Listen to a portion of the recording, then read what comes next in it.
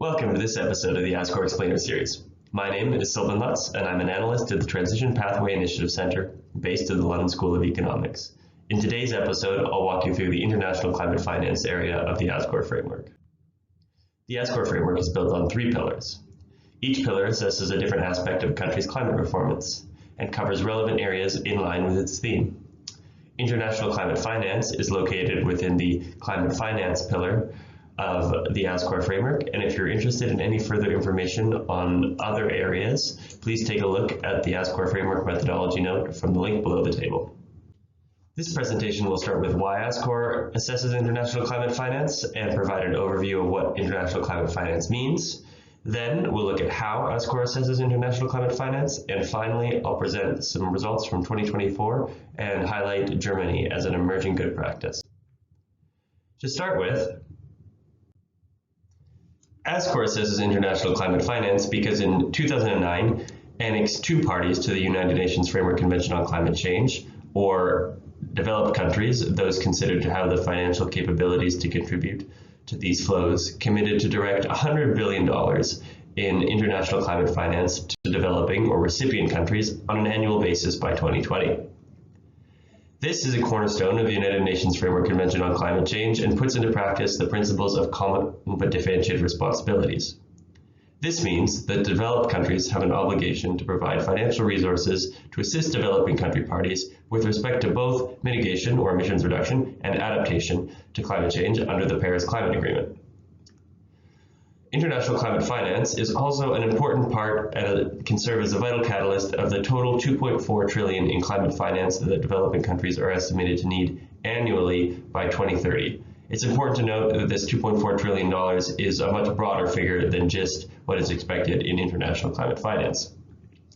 Assessing whether developing countries contribute a proportional share to the $100 billion goal can help investors hold high-income countries accountable to their climate pledges and also understand if they are fully committed to meeting the goals of the Paris Climate Agreement. What is international climate finance is not always the most straightforward question to answer. To start with, climate finance in general refers to all finance towards actions to cut greenhouse gas emissions, boost carbon sinks, and build resilience to climate disasters. International climate finance refers specifically to the flows of finance between donor and recipient countries under the UNFCCC, or the United Nations Framework Convention on Climate Change, and ideally these actions are geared towards supporting a recipient country's nationally determined contributions to the Paris Climate Agreement or National Adaptation Plan. In the context of the 100 billion target, international climate finance refers to donor to recipient country finance to meet this goal.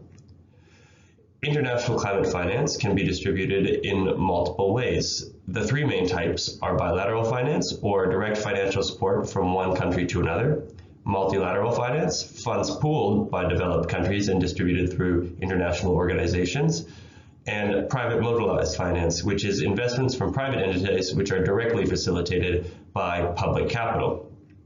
These can further be split up into 2 categories, public and private international climate finance. And in the ASCOR framework, we only assess public international climate finance at this time.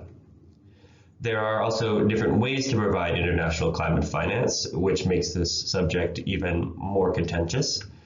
International climate finance can be provided through grants or non-repayable funds for specific climate projects, concessional finance, which are loans offered on below market rate terms for climate projects, or for market rate loans, which are standard financial loans contributing to climate goals rather than the general economic development of a country.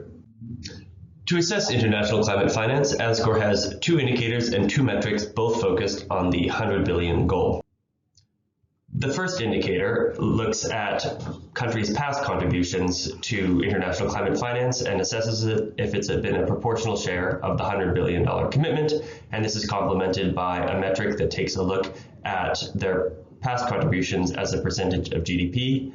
We do the same for countries' future international climate finance commitments and assess them against the proportional share of the $100 billion commitment and present them as a percentage of GDP.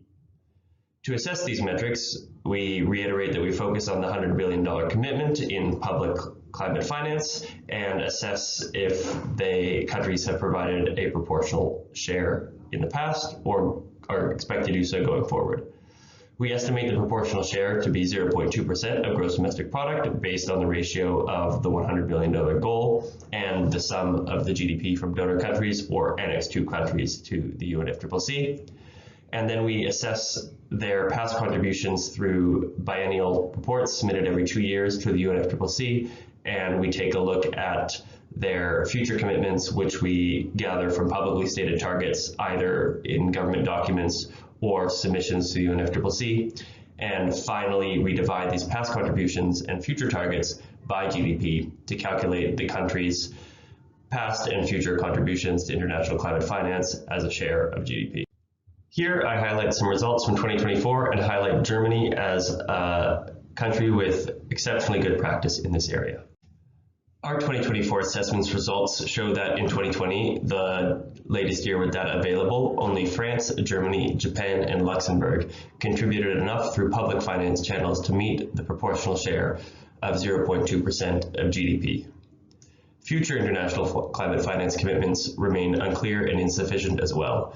Only France, Germany, Norway, and Sweden have made forward-looking commitments to contribute at least 0.2% of their GDP to international climate finance. This means that over 80% of countries have insufficient past contributions and forward-looking targets. To break down what international climate finance looks like, I use Germany as an example of good practice. We can see that in 2023, they contributed over 9.94 billion in international climate finance through public funds and mobilized private finance. The public funds include budgetary spending directly from Germany's budget to developing countries.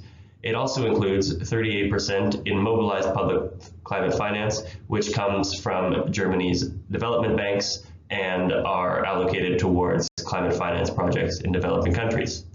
They further break down their budgetary share of their commitment, which they've made ongoing from 2025 to be greater than 6 billion euros per year, into mitigation and adaptation finance, and highlight what levels of grant equivalent go to both. That wraps our overview of the international climate finance area of the ASCOR framework. If you'd like to learn more about ASCOR or explore other episodes of the ASCOR Explainer Series, please visit our website. Thank you for watching.